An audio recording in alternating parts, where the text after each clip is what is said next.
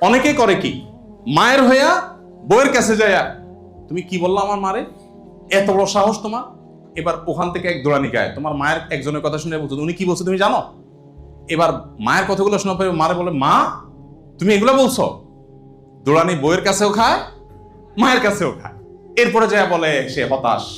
এগুলো শুধু বেশিরভাগ ক্ষেত্রে বুদ্ধির অভাবে। পরিবারকে নিয়ে সুখে থাকার জন্য একটা সহজ বুদ্ধি হলো, পুরুষরা বিশেষ করে একটু বেকুব সাজা। কি সাজা?